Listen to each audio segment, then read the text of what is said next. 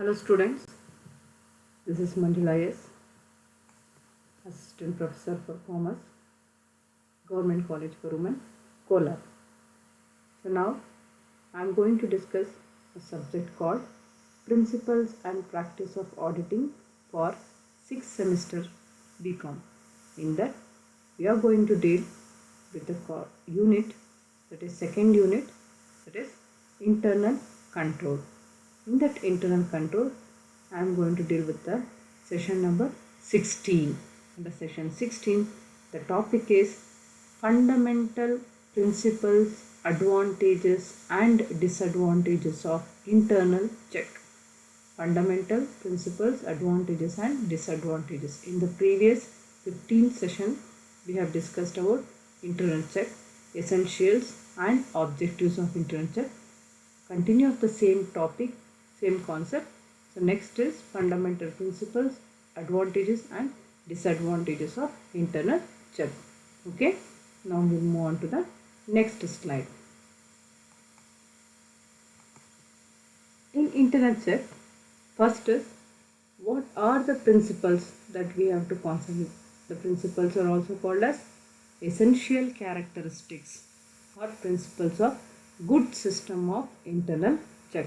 So if internal check is a good system, internal check ಅನ್ನೋದು ಸರಿಯಾಗಿದೆ ಅಥವಾ ಕ್ರಮವಾಗಿದೆ ಅಥವಾ ಸರಿಯಾದ ರೀತಿಯಲ್ಲಿ ಕೆಲಸ ಮಾಡ್ತಿದೆ ಅಂತಂದರೆ ಅದರಲ್ಲಿ ಈ ಕೆಳಗಿನ ತತ್ವಗಳು ಅಥವಾ ಪ್ರಿನ್ಸಿಪಲ್ಸ್ ಏನಿದ್ದಾವೆ ಅವೆಲ್ಲ ಇರಬೇಕು. ಈಗ ಒಂದು ಸಿಸ್ಟಮ್ಮು ಇದು ಚೆನ್ನಾಗಿದೆ ಅಂತಂದರೆ ಇದರಲ್ಲಿ ಅದಕ್ಕೆ ಬೇಕಾಗಿರುವಂಥ ಅಂಶ ಅಥವಾ ಬೇಕಾಗಿರುವಂಥ ಪ್ರಿನ್ಸಿಪಲ್ಸ್ ನಾವು ಹೇಗೆ ಫಾಲೋ ಮಾಡ್ಕೊಂಡಿರ್ತೀವಿ ಅಥವಾ ನಾವು ಹೇಗೆ ಫ್ರೇಮ್ ಮಾಡ್ಕೊಂಡಿರ್ತೀವಿ, ಅದೇ ಥರ ಇಂಟರ್ನಲ್ ಚೆಕ್ಕಲ್ಲೂ ಅಷ್ಟೇ ಆ ಪ್ರಿನ್ಸಿಪಲ್ಸ್ ಇಂಟರ್ನಲ್ ಚೆಕ್ಕರ ಸರಿಯಾದ ರೀತಿಯಲ್ಲಿ ಕೆಲಸ ಮಾಡಬೇಕು ಅಥವಾ ಸರಿಯಾಗಿ ರಿಸಲ್ಟ್ ಕೊಡಬೇಕು, ಎಫಿಷಿಯೆಂಟಾಗಿ ವರ್ಕ್ ಆಗಬೇಕು ಅಂತಂದರೆ ಈ ಕೆಳಗಿನ ತತ್ವಗಳನ್ನು ನಾವು ಪಾಲನೆ ಮಾಡಬೇಕಾಗಿ ಬರುತ್ತೆ. ಅದರಲ್ಲಿ ಮೊದಲನೇದು first one is responsibility.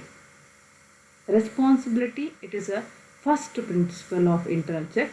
It also enjoys the recreation leave and it is very necessary for the mental health of the employees. So mental health of the employees. So if the person cannot commit any fraud as a new employee in his place and he can disclose the matter. So here it is the weakness of one person is disclosed by another person. ಇಲ್ಲಿ responsibility ಹೇಗೆ ಕೆಲಸ ಮಾಡುತ್ತೆ, responsibility ಅಂದರೆ ನಿಮ್ಗೆ ಗೊತ್ತಿದ್ದಂಗೆ ಜವಾಬ್ದಾರಿ. ಒಬ್ಬರಿಗೆ ಒಂದು ಜವಾಬ್ದಾರಿ ಕೊಟ್ಟ ನಂತರ ಸೊ ಅದೇನಾಗುತ್ತೆ, ಆ ಜವಾಬ್ದಾರಿಯಲ್ಲಿ ಆತ ಯಾವುದೇ ಥರದ ತಪ್ಪು ಅಥವಾ ಎರರ್ ಮಾಡೋದಕ್ಕೆ ಪ್ರಯತ್ನ ಬೀಳೋದಿಲ್ಲ. ಯಾಕೆ ಪ್ರಯತ್ನ ಮಾಡಲ್ಲ ಅಂತಂದರೆ because the work will be identified by another person. ಆತನ ವೀಕ್ನೆಸ್ ಏನಿದೆ ಅದನ್ನು ಇನ್ನೊಬ್ಬರು ಕಂಡುಹಿಡಿಯೋದಕ್ಕೆ ಸಾಧ್ಯ ಆಗುತ್ತೆ ಇಂಟರ್ನಲ್ ಚೆಕ್ಕಲ್ಲಿ. Because it is not hidden or it is not a personal, so it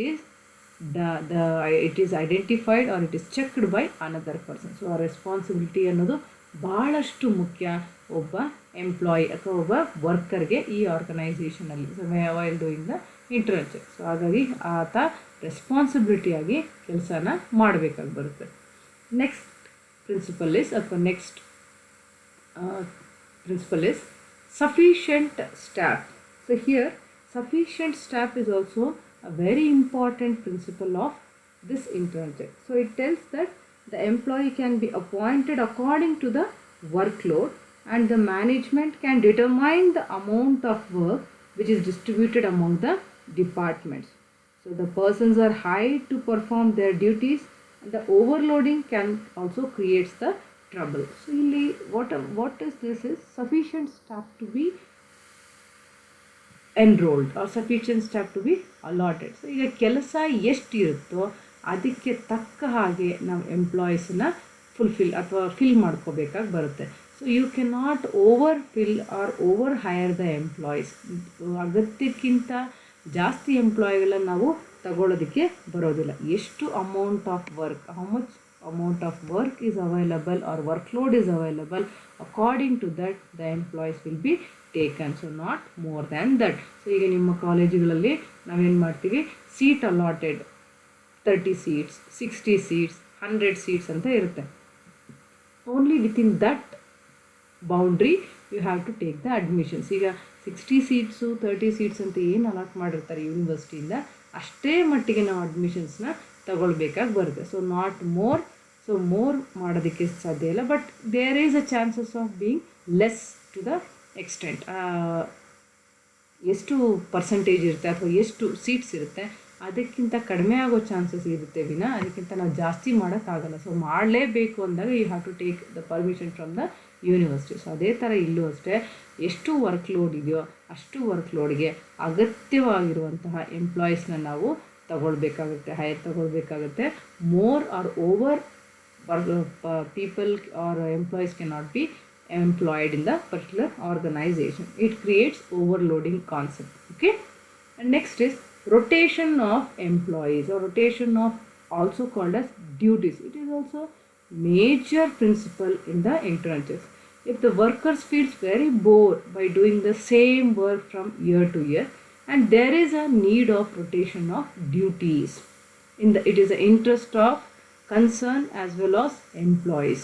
So it improves the efficiency due to the changes in the duties. So ಇಲ್ಲಿ ಏನಾಗ್ತಿದೆ ಅಂತಂದರೆ, when the employees work the same work from year to year, then they feel bored about doing the same work.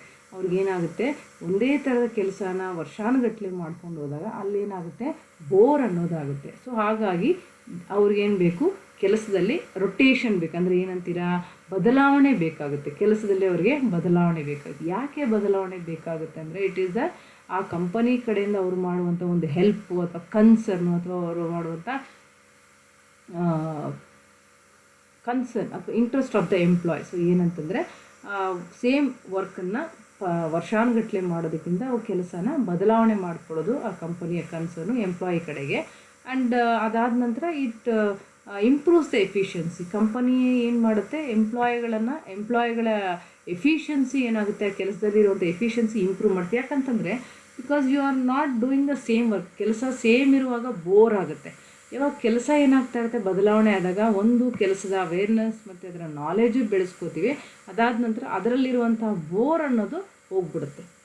ಅರ್ಥ ಆಯ್ತಾ? Then it creates us interest in doing the work ಅಂತ. ಅದೇನು ಮಾಡುತ್ತೆ, ನಮಗೆ interest, ಕೆಲಸದಲ್ಲಿರುವಂಥ ಇಂಟ್ರೆಸ್ಟನ್ನ create ಮಾಡ್ತಾ ಬರುತ್ತೆ. Okay, so that is what about the rotation of employees. That is a principle of internal check. Next is automatic check. So automatic check is also one of the principle of internal check, and it is used to do accounting work if permissible, and the machines can also do work without any delay. And here many persons perform the work, and officers put their signature, they verify they done by any subordinate, and the work will pass on to many hands. So here the changes of errors and frauds are minimized totally due to checking. So automatic checking.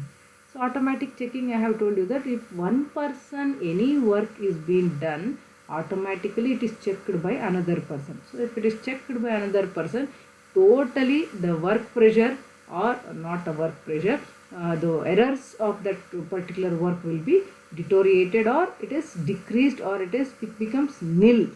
So ಒಬ್ಬರು ಕೆಲಸನ ಇನ್ನೊಬ್ರು check ಮಾಡ್ತಾರೆ ಅಂತ ಗೊತ್ತಾಗಿದ್ದೇ ಆದರೆ ಅವ್ರೇನು ಮಾಡ್ತಿರ್ತಾರೆ, ಕೆಲಸದಲ್ಲಿ ಎಫಿಷಿಯನ್ಸಿನ ಬೆಳೆಸ್ಕೋತಾರೆ. ಯಾವಾಗ ಎಫಿಷಿಯನ್ಸಿ ಅನ್ನೋದು ಬೆಳೆಯುತ್ತೋ, ತಪ್ಪುಗಳು ಅಥವಾ ಫ್ರಾಡ್ ಏನಿದೆ ಆಟೋಮ್ಯಾಟಿಕ್ಕಾಗಿ ಕಡಿಮೆ ಆಗ್ತಾ ಬರುತ್ತೆ. So that is what important of this principle. ಆಟೋಮ್ಯಾಟಿಕ್ಕಾಗಿ ಚೆಕ್ ಆಗ್ತಾ ಹೋಗುತ್ತೆ ಕೆಲಸ ಅನ್ನೋದ್ರಿಂದ ಎಲ್ರಿಗೂ ಆ ಕೆಲಸದ ಬಗ್ಗೆ ಕಾಳಜಿ, ಅವೇರ್ನೆಸ್ ಇರುತ್ತೆ.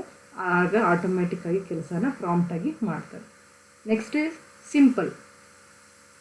Simple, it is also a major principle of internal check, and employees can understand the working of internal check system. A person can work under the supervision of other employees. The line of authorities move from top to bottom level. All workers can understand their duties in the organization. Here, top to bottom, the employees will be working in any sort of organization, and everyone knows what work they have to do. So if at all they knows what work they have to do automatically, so in that particular aspect you can supervise easily. Supervision easily be done. So that is what a simple. So ಇಲ್ಲೇನಾಗುತ್ತೆ, ಕೆಲಸನ ಎಲ್ರಿಗೂ ಅವ್ರವ್ರ ಅಗತ್ಯಕ್ಕೆ ತಕ್ಕಂಗೆ distribute ಆಗಿರೋದ್ರಿಂದ ಮತ್ತು top ಲೆವೆಲಿಂದ bottom ಲೆವೆಲ್ವರೆಗೂ ಅವ್ರವ್ರ authority ಅವ್ರಿಗೆ ಗೊತ್ತಿರೋದ್ರಿಂದ ಸೂಪರ್ವಿಷನ್ ಏನಿರುತ್ತೆ ಭಾಳ ಈಸಿ ಅಥವಾ ಸಿಂಪಲ್ಲಾಗಿ ಮಾಡ್ಬೋದು. ಸೂಪರ್ವಿಷನ್ ಅಂದರೆ ಅವರನ್ನು ಗಮನಿಸುವಂಥ ಕೆಲಸ, ಅಬ್ಸರ್ವ್ ಮಾಡುವಂಥ ಕೆಲಸ ಏನಾಗುತ್ತೆ ತುಂಬ ಸುಲಭವಾಗಿ ಮಾಡುವಂಥದ್ದಿರುತ್ತೆ. Next is division of work. So division of work is also a principle of internal check that as we know, and it determines what is the total amount of work that is to be divided, and whole work is divided among the departments. The heads of departments are responsible for completion of work. So heads of the departments are liable to know, and they will be having the responsibility for the completion of work. So work will be divided according to the capability of the employees, and whole work will be divided. And if at all the work divided, ಕೆಲಸ divide ಆದ ನಂತರ ಅವರವರ ಕೆಲಸಕ್ಕೆ ತಕ್ಕ ಹಾಗೆ ಅವರ ಕೆಲಸನ ವಹಿಸ್ಕೊಂಡು ಮಾಡ್ತಿರ್ತಾರೆ. ಅದಾದ ನಂತರ ಯಾರು ಆ ಕೆಲಸಕ್ಕೆ ಅಥಾರಿಟಿಯನ್ನು ಕೊಟ್ಟಿರ್ತೀವೋ ಅವರು ಆ ಕೆಲಸದಿಂದ ರೆಸ್ಪಾನ್ಸಿಬಿಲಿಟಿ ತೊಗೊಂಡು ಆ ಕೆಲಸನ ಕಂಪ್ಲೀಟ್ ಮಾಡಿ ಕೊಡಬೇಕಾಗಿ ಅವ್ರಿಗೆ ವಹಿಸಿರ್ತೀವಿ. ಸೊ ದ ಕಂಪ್ಲೀಷನ್ ಏನೇ ಇದ್ದರೂ ಅದು ಅವ್ರಿಗೆ ಸೀಮಿತವಾಗಿರುವಂಥದ್ದು. Next one is coordination. So coordination, it is a very important principle of this internal check. So coordination is very much required in any sort of organization. So all department managers should be bound and coordinate with each other to achieve the organizational objectives. So when there is a fault in one department, the other department also suffers. So ಒಂದು ಡಿಪಾರ್ಟ್ಮೆಂಟಲ್ಲಿ ಏನಾದರೂ ತಪ್ಪುಗಳು, fault ಏನಾದರೂ ನಡೀತು ಅಂತಂದರೆ ಬೇರೆ department ಅವರು ಅದಕ್ಕೆ suffer ಆಗಬೇಕಾಗುತ್ತೆ ಅಥವಾ ಅನುಭವಿಸ್ಬೇಕಾಗುತ್ತೆ ಅದನ್ನು. ಸೊ ಹಾಗಾಗಿ coordination should be very much required. So if they know what the work is one department is doing, automatically they can rectify, observe, and they can do, or they can change, they can modify the other department. So ಇಲ್ಲಿ ಏನಾಗುತ್ತೆ, coordination ಇರೋದ್ರಿಂದ, ಒಬ್ರಿಗೊಬ್ಬರು ಹೊಂದಾಣಿಕೆ ಇರೋದ್ರಿಂದ ಕೆಲಸ ಏನು ಮಾಡಬೇಕು, ಕ್ಲಿಯರಾಗಿ ಸ್ಮೂತಾಗಿ ನಡೆಯುತ್ತೆ ಅಂತ. ಸೊ ಅದೇ ಇಲ್ಲ ಅಂತಂದರೆ ಒಬ್ಬರು ಮಾಡಿರೋ ತಪ್ಪಕ್ಕೆ ಹೋಲ್ ಆರ್ಗನೈಸೇಷನ್ ಸಫರ್ ಆಗಬೇಕಾಗಿ ಬರುತ್ತೆ. Next is periodical review. So periodical review in the sense, here the work will be reviewed, checked. ಆಗಾಗ ಚೆಕ್ ಮಾಡೋದಕ್ಕೆ ತುಂಬ easy. So this is also major principle, ತುಂಬ ಈಸಿ. ಇದರಲ್ಲಿ ಪೀರಿಯಾಡಿಕಲ್ ರಿವ್ಯೂ ಮಾಡೋದಕ್ಕೆ ತುಂಬ ಅನುಕೂಲ ಮಾಡಿಕೊಡುತ್ತೆ internal check. And next is dependent work. So dependent work is, as we all know, the work of one employee is dependent upon others. So one work passes to the hand of 2 to 3 members till it complete. ಕೆಲಸ ಏನಾಗ್ತಾ ಹೋಗುತ್ತೆ, ಒಬ್ಬರಿಂದ ಮತ್ತೊಬ್ಬರಿಗೆ ಅದು pass ಆಗ್ತಾ ಹೋಗುತ್ತೆ. So ಒಬ್ಬರ work ಇನ್ನೊಬ್ಬರ ಮೇಲೆ ಡಿಪೆಂಡ್ ಆಗ್ತಾ ಹೋಗುತ್ತೆ. ಸೊ ಆಟೋಮ್ಯಾಟಿಕಲಿ ಕಂಪ್ಲೀಟ್ ಆಗೋ ತನಕ ಆ ಕೆಲಸ ಒಬ್ಬರು, ಇಬ್ಬರು ಅಥವಾ 3 ಜನಕ್ಕೆ ಪಾಸ್ ಆಗ್ತಾ ಹೋಗುತ್ತೆ. Next is, okay, what are the advantages of this internal check. So internal ಚೆಕ್ಗೂ ಕೆಲವೊಂದಷ್ಟು ಅನುಕೂಲಗಳಿದ್ದಾವೆ ಅಥವಾ ಅಡ್ವಾಂಟೇಜಸ್ ಇದ್ದಾವೆ. ಅವು ಏನು ಅನ್ನೋದನ್ನು ನೋಡೋಣ. ಸೊ ಬಿಸ್ನೆಸ್ಗೆ ಯಾವ ಥರದ ಅನುಕೂಲಗಳು, ಬಿಸ್ನೆಸ್ಗೆ ಯಾವ ಥರದ advantages. First one is proper division of work will be done, as we have discuss in the previous slide. ಕೆಲಸ ಏನಾಗ್ಬೋದು, ಸರಿಯಾದ ರೀತಿಯಲ್ಲಿ ಕೆಲಸನ ಡಿವೈಡ್ ಮಾಡೋದಕ್ಕೆ ಈ ಇಂಟರ್ನಲ್ ಚೆಕ್ ನಮಗೆ ಹೆಲ್ಪ್ ಮಾಡುತ್ತೆ. So proper division of work can be take place in the that is what the major advantage of this internal check. So ಕೆಲಸ ಏನು ಮಾಡ್ಬೋದು, ಅವರವರ ಅಗತ್ಯಕ್ಕೆ, ಅವರವರ ಕೇಪಬಿಲಿಟಿಗೆ, ಅವರವರ ಕೆಪಾಸಿಟಿಗೆ ತಕ್ಕ ಹಾಗೆ ನಾವೇನು ಮಾಡ್ಬೋದು, ಕೆಲಸನ ಡಿವೈಡ್ ಮಾಡ್ಬೋದು. So I have told you that the work will be divided. Function example ಕೊಟ್ಟಿದ್ದೆ, ಅದೇ ಥರ ಇಲ್ಲೂ ಅಷ್ಟೇ. Work will be divided according to the knowledge, capability and ability of the employees whom the work will be allotted. And next, detections of errors and frauds. So why we will do this internal check? The question mark itself tells you to detect the errors and frauds. So to detect the errors and frauds in early stage, the internal check is done. So ಇಲ್ಲಿ ನಾವು ಯಾವುದೇ ಥರದ ಕೆಲಸ ನಾವು ಮಾಡಬೇಕಾಗಿ ಬಂದ್ರೂ ಅದನ್ನು ಮಾಡುವಾಗೂ ಅದರಲ್ಲಿರುವಂಥ errors ಮತ್ತು ಫ್ರಾಡ್ಸ್ ಏನಿದ್ದಾವೆ ಅದನ್ನು ಡಿಟೆಕ್ಟ್ ಮಾಡೋದಕ್ಕೇ ನಾವು ಮೊದಲನೇ ಹಂತದಲ್ಲೇ ಇಂಟರ್ನಲ್ ಚೆಕ್ ಅನ್ನೋದನ್ನು ಇಟ್ಕೊಂಡಿರೋದು. Because when we complete the work throughout the year and then at last if you see any, if you check, then automatically the time drags more. 1 year ಆಗಿಬಿಟ್ಟಿರುತ್ತೆ. 1 year ಆದಮೇಲೆ ನೀವೇನಾದರೂ internal check ಅನ್ನೋದನ್ನ ಏನಾದರೂ ಮಾಡಿದ್ದೀರಾ ಅಂತಂದರೆ ಅಥವಾ audit ಮಾಡಿದ್ದೀರಾ ಅಂದರೆ automatically then ಅಲ್ಲಿ ತನಕ ನಾವೇನು ಮಾಡಿರ್ತೀವಿ, ತಪ್ಪುಗಳನ್ನು ಗಮನಿಸ್ದೇನೆ ಇದ್ದು ಅಲ್ಲಿ ಹೋಗಿ ನಾವು ತಪ್ಪುಗಳು ಮಾಡಿದ್ದೀವಿ ಅನ್ನೋದು ಗೊತ್ತಾದರೆ to come back to the previous thing and to rectify those errors and frauds and identifying and solving will be a big task to the organization. Then automatically their efficiency of the organization will deteriorate and totally decreases. ಏನಾಗುತ್ತೆ ಅಂದರೆ ನಾವು ವರ್ಷಾನುಗಟ್ಟಲೆ ಕೆಲಸನ ಇಟ್ಕೊಂಡು ಲಾಸ್ಟಲ್ಲಿ check ಮಾಡೋದು ಅಗತ್ಯವೇ ಇಲ್ಲ, ಅದು ತಪ್ಪು. ನಾವೇನು ಮಾಡಬೇಕು, ಕೆಲಸನ ಅರ್ಲಿ ಸ್ಟೇಜಲ್ಲೇ ಚೆಕ್ ಮಾಡ್ಕೊಳ್ತಾ ಹೋಗಿ ಅದಾದ ನಂತರ ಏನಾದರೂ ಎರರ್ಸು ಫ್ರಾಡ್ಸ್ ಅರ್ಲಿ ಸ್ಟೇಜಲ್ಲಿ ಸಿಕ್ಕಿದ್ರೆ ಐಡೆಂಟಿಫೈ ಆದರೆ ಅದನ್ನು ನಾವೇನು ಮಾಡಬೇಕು, ಐಡೆಂಟಿಫೈ ಮಾಡಿ ಅದನ್ನು ಅಲ್ಲೇ ರೆಕ್ಟಿಫೈ ಮಾಡಿ ಸಾಲ್ವ್ ಮಾಡ್ಕೊಳ್ತಾ ಹೋಗಬೇಕು. ಸೊ ಹಾಗಾಗೆ ಸಾಲ್ವ್ ಮಾಡಿದಾಗ ಕೆಲಸ ಕಡಿಮೆ ಇರುತ್ತೆ. ನಾವು ಅದನ್ನು ವರ್ಷಾನುಗಟ್ಟಲೆ ಇಟ್ಕೊಂಡು ಹೋದಾಗ then the burden, the pressure will also be more.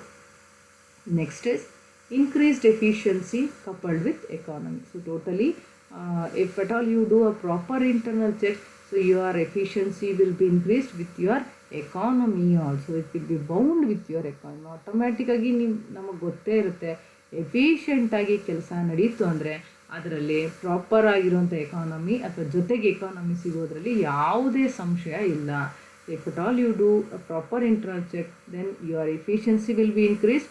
And if efficiency will be increased of that particular organization, automatically it will be coupled or it will be joined together with the economy of that organization. ಅದ್ರ ಜೊತೆಗೆ ಆ ಕಂಪನಿಗೆ ಇರುವಂಥ economy ಏನಾಗುತ್ತೆ ಅದ್ರ ಜೊತೆಗೇ ಬೆಳೀತಾ ಹೋಗುತ್ತೆ efficiency. Next is moral check. So moral check ಯಾಕೆ ಹೇಳ್ತೀವಿ ಅಂತಂದರೆ ಇಲ್ಲಿ, so usually whatever we do, why we will tell it as a moral check, because here no burden will be given to an employee as from the beginning to the end he will not be concentrating on the same work. He will not be bored for doing the same work for years together. So the work will be changed according to the rotation system. So then automatically it increases the efficiency. If he is not bored in that particular activity or particular work, then efficiency of that person will be, of that work will be automatically increased. Then mentally or physically that person will be fit and able and efficient to do the work. ಇಲ್ಲೇನಾಗುತ್ತೆ, moral check improve ಆಗುತ್ತೆ. So ಯಾಕೆ ಅಂತಂದರೆ ಯಾವಾಗ ಕೆಲಸ ಅನ್ನೋದು ವರ್ಷಾನುಗಟ್ಟಲೆ same ಮಾಡೋದಿಲ್ವೋ ಅದಾದ ನಂತರ ಅವರಿಗೆ ಆ ಕೆಲಸದಲ್ಲಿ ರೊಟೀನ್ ಚೇಂಜಸ್ ಬರ್ತಾ ಇರುತ್ತಲ್ವ, ಚೇಂಜಸ್ ಯಾವಾಗ ಬರ್ತಾ ಇರುತ್ತೋ ಅವಾಗ ಏನಾಗುತ್ತೆ, ಅವರಲ್ಲಿ ಆ ಕೆಲಸದಲ್ಲಿ ಎಫಿಷಿಯನ್ಸಿ ಅನ್ನೋದು ಬೆಳೀತೆ. ಯಾಕಂದರೆ ರೊಟೀನ್ ಇರೋದಿಲ್ಲ ಕೆಲಸ, ಡಿಫ್ರೆಂಟ್ ಸ್ಟೇಜಸಲ್ಲಿ ಡಿಫ್ರೆಂಟ್ ಆಗಿದ್ದಾಗ ಕೆಲಸದಲ್ಲಿ ಎಫಿಷಿಯನ್ಸಿ ಇಂಪ್ರೂವ್ ಆಗುತ್ತೆ ಅನ್ನೋದು. Okay, so this is the part of advantages for the business. Second one is what are the advantages for the auditor. To quick preparation of final accounts will be done because 90% of the work will be done in the internal check. ನಾವೇ ಎಲ್ಲ check ಮಾಡಿರ್ತೀವಿ, ನಾವೇ ಎಲ್ಲ ಓಚಸ್ ಸರಿ ಮಾಡಿರ್ತೀವಿ, ನಾವೇ ಎಲ್ಲನೂ internal ಆಗಿ ಚೆಕ್ ಮಾಡಿರೋದ್ರಿಂದ ಎಲ್ಲ ಟ್ರಾನ್ಸಾಕ್ಷನ್ಸ್ನು, ರೆಕಾರ್ಡೆಡ್ ಅಸೆಟ್ಸು, ಕಂಪ್ಯಾರಿಸನ್ ಎಲ್ಲ ಮಾಡಿರೋದ್ರಿಂದ ದೆನ್ ಫೈನಲ್ ಅಕೌಂಟ್ಸ್ ಅಥವಾ ಫೈನಲ್ ಅಕೌಂಟ್ಸನ್ನು ಪ್ರಿಪೇರ್ ಮಾಡೋದಕ್ಕೆ ಆಡಿಟರ್ಗೆ ಭಾಳಷ್ಟು ಸಮಯ ಹಿಡಿಸೋದಿಲ್ಲ. It will be very less time, ಕ್ವಿಕ್ಕಾಗಿ ಆತ ಫೈನಲ್ ಅಕೌಂಟ್ಸನ್ನು ಪ್ರಿಪೇರ್ ಮಾಡ್ಬೋದು. And it will be a convenience for auditor, convenience of an auditor. ಇಲ್ಲಿ ಏನಾಗುತ್ತೆ, ಇಂಟರ್ನಲ್ ಚೆಕ್ ನಾವು ಆಲ್ರೆಡಿ ಮಾಡಿರೋದ್ರಿಂದ ಫ್ರಾಡ್ಸ್, ಎರರ್ಸ್ ಏನೇನಿದೆ ಎಲ್ಲ ಡಿಟೆಕ್ಟ್ ಆಗಿರುತ್ತೆ. We have already solve the frauds and errors. So then the convenience of the auditor will be increased and totally he can do the activity very quickly. And next is, what is the advantages for the owner? The accuracy of the accounts can be relied upon. You know that the owner also will be back to the efficiency and accuracy. Accuracy ಏನಿರುತ್ತೆ ಆ್ಯಕ್ಟಿವಿಟಿಯಲ್ಲಿ ಅದರಲ್ಲಿ ಭಾಳಷ್ಟು ಮುಖ್ಯ ತೋರಿಸ್ತಾರೆ ಯಾರು, owner. So accuracy ಇರುತ್ತೆ, ಅದಾದ ನಂತರ efficiency of the account. So ಆ ಅಕೌಂಟ್ಸಲ್ಲಿ ಪ್ರಾಪರಾಗಿ ಅಕ್ಯುರಸಿ ತುಂಬ ಇಂಪಾರ್ಟೆಂಟ್ ಇರುತ್ತೆ. ಸೊ ಅದು ಮಾಡಬೇಕು ಅಂತಂದರೆ this internal check is very much important. So internal check ಯಾಕೆ ಇಂಪಾರ್ಟೆಂಟ್ ಅಂದರೆ ಇಂಟರ್ನಲ್ ಚೆಕ್ಕಲ್ಲೇ ನಮ್ಮ ಅಕೌಂಟ್ಸಲ್ಲಿರುವಂಥ ಅಕ್ಯುರೇಸಿ ಐಡೆಂಟಿಫೈ ಮಾಡಿರ್ತೀವಿ. ಸೊ ಹಾಗಾಗಿ the owner will also be happy about this. So he won't be able to face any problems in the future. ಯಾವುದೇ ಥರದ ಸಮಸ್ಯೆಗಳನ್ನು ಫ್ಯೂಚರಲ್ಲಿ ಎದುರಿಸೋ ಅಷ್ಟಿರೋದಿಲ್ಲ. ಹಾಗಾಗಿ the accuracy will be known in the earliest stage itself of the account. So that is what the benefit for the owner. Early ಸ್ಟೇಜಲ್ಲಿ ತಿಳ್ಕೊಳ್ಳೋದ್ರಿಂದ ಅದು ಓನರ್ಗೆ benefit. Next is increase in profit. So automatically when the internal check is done, efficiency will be increased. Automatically it is coupled with the economy, then obviously the profit of the company or the profit of the organization is increased. ಸರಿಯಾದ ರೀತಿಯಲ್ಲಿ ನಾವು ಕೆಲಸ ಮಾಡ್ತಾ ಇದ್ದೀವಿ, ಎಫಿಷಿಯೆಂಟಾಗಿ ಕೆಲಸ ನಡೀತಾ ಇದೆ, ಸ್ಮೂತಾಗಿ ಕೆಲಸ ನಡೀತಾ ಇದೆ, ಯಾವುದೇ ಥರದ ತಪ್ಪುಗಳಿಲ್ಲ, ಫ್ರಾಡ್ಸ್ ಇಲ್ಲ ಅಂದಾಗ ಡೆಫಿನೆಟ್ಟಾಗಿ ಪ್ರಾಫಿಟ್ ಇನ್ಕ್ರೀಸ್ ಆಗೋದ್ರಲ್ಲಿ ಯಾವುದೇ ಸಂಶಯ ಇರೋದಿಲ್ಲ. So this is what a major advantage for the company as well as for the owner, because profits will be enjoyed by the owner itself, right? So hagagi the increase in profits is also major advantage for in the internal check, because all the activities will be, all the frauds or errors will be identified in the earliest stage and it is rectified and solved. So efficiency will be more. Where efficiency more, obviously increase in profits will be done. Okay, so this is what about the advantages of internal check. So next is disadvantages of internal check. So disadvantages ಏನೇನಿದೆ ಅಂದರೆ, it is costly for small businesses. It is costly, ಇದು ಒಂಚೂರು ಕಾಸ್ಟ್ಲಿನೇ. It is expensive system. ಯಾಕಂತಂದರೆ because routine ಇರೋದಿಲ್ಲ activities, I mean changes ಇರುತ್ತೆ ಆ್ಯಕ್ಟಿವಿಟೀಸಲ್ಲಿ, ಯಾರಿಗೂ ಸೇಮ್ ಆ್ಯಕ್ಟಿವಿಟಿ ಇರೋದಿಲ್ಲ, ಸೇಮ್ ವರ್ಕ್ ಇರೋದಿಲ್ಲ years together. Because when you do the same work years together, you will stick on to that and you are able to modify, you are able to do mischievous activity in that. ಅದರಲ್ಲಿ cheat ಮಾಡೋದಕ್ಕೆ, fraud ಮಾಡೋದಕ್ಕೆ ನಿಮಗೆ ಅನುಕೂಲ ಆಗುತ್ತೆ, ಎಂಪ್ಲಾಯೀಸ್ಗೆ ಅನುಕೂಲ ಆಗುತ್ತೆ. So ಹಾಗಾಗಿ this system will not be used for the small businesses. ಈ ಥರ ಸಿಸ್ಟಮ್, ಇಂಟರ್ನಲ್ ಚೆಕ್ ಸಿಸ್ಟಮು ಸಣ್ಣ ಕೈಗಾರಿಕಾ ಸಂಸ್ಥೆಗಳಿಗೆ ಉಪಯೋಗಕ್ಕೆ ಬರೋದಿಲ್ಲ.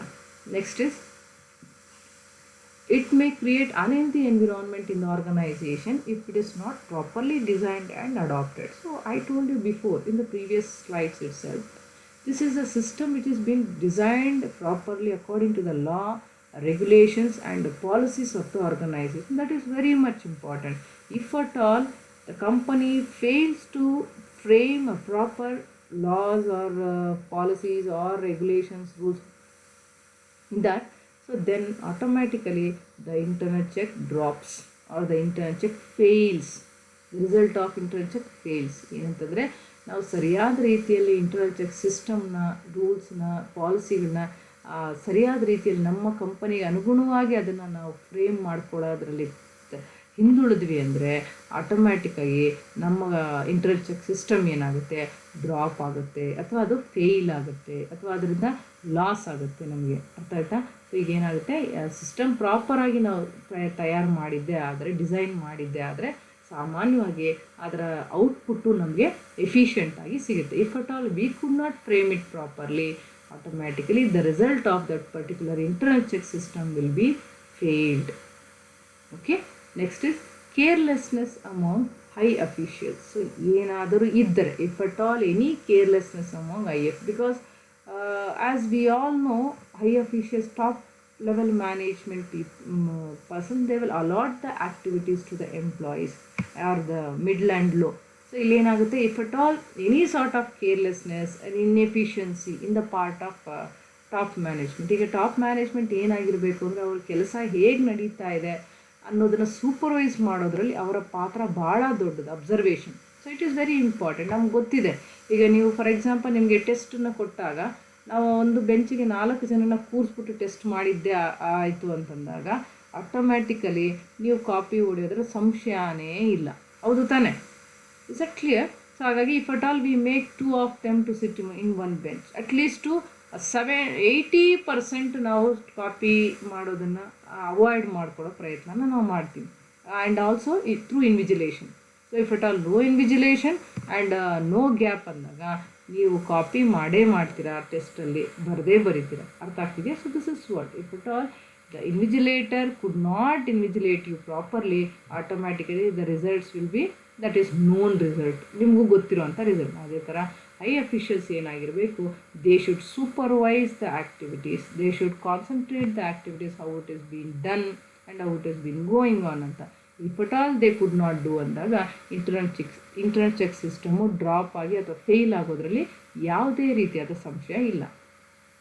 Next is disorder in the working of the business. So disorder in the working of the business. So if at all there is any disorder in the working of the business. So ಕೆಲಸದಲ್ಲಿ ಯಾವುದೇ ಥರದ disorders ಇದ್ದರೆ, ಕೆಲಸದಲ್ಲಿ order ಸರಿಯಾದ ರೀತಿಯಲ್ಲಿ frame ಮಾಡಲಿಲ್ಲ ಅಂತಂದರೆ, because sometimes some activities may happen if at all the person doesn't know about that particular work.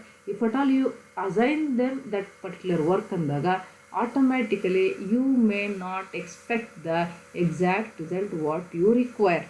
So ಆಗ you may fail if at all that things happen for the business.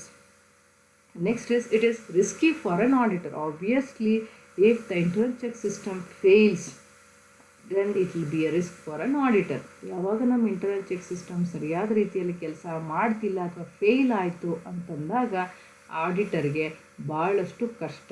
He will face much problem in rectifying the errors and frauds. ಆತ ಏನು ಮಾಡಬೇಕು, ಭಾಳ ಇನ್ಕನ್ವೀನಿಯೆಂಟ್ feel ಆಗ್ತಾರೆ ಮತ್ತು uncomfort ಆಗುತ್ತೆ. And also it is a risk for an auditor to identify the to make the final accounts. Okay, so this is what about the disadvantages of internal check. Okay, now we have come to the last part of this session, that is revision session. So internal check, what and all we have discussed. So first is essential or characteristics, and also it is also called as principles of a good system of internal check. So internal check system na ತತ್ವಗಳನ್ನು ನಾವು discuss ಮಾಡಿದ್ವಿ. ಅದಾದ ನಂತರ advantages, ಅದರ ಅನುಕೂಲಗಳನ್ನು, internal ಚೆಕ್ನ ಅನುಕೂಲಗಳನ್ನು ನಾವು ಡಿಸ್ಕಸ್ ಮಾಡಿದ್ವಿ. ಅದರಲ್ಲಿ ಯಾವ್ಯಾವುದು ಹೆಡ್ಡಿಂಗ್ಸ್ ಅಂತಂದರೆ ಬಿಸ್ನೆಸ್ಗೆ ಏನು ಅನುಕೂಲಗಳು, ಆಡಿಟರ್ಗೆ ಏನು ಅನುಕೂಲಗಳು, ಮತ್ತು ಓನರ್ಗೆ ಏನು ಅನುಕೂಲ. What are the advantages for business, what are the advantages for auditor, what are the advantages for owner ಅನ್ನೋದನ್ನು we have discussed in the advantages part. And also disadvantages of internal check. ಅದರ ಅನಾನುಕೂಲಗಳನ್ನು ನಾವು internal ಚೆಕ್ನ ಅನಾನುಕೂಲಗಳನ್ನು ಈ ಪಾರ್ಟಲ್ಲಿ, ಈ ಸೆಷನಲ್ಲಿ ಡಿಸ್ಕಸ್ ಮಾಡಿದ್ವಿ. So this is what we have discussed in the session number 16. So I hope you have understood with the concept, students. If you have any doubts with the concepts, kindly comment me in the comment box. So thank you so much.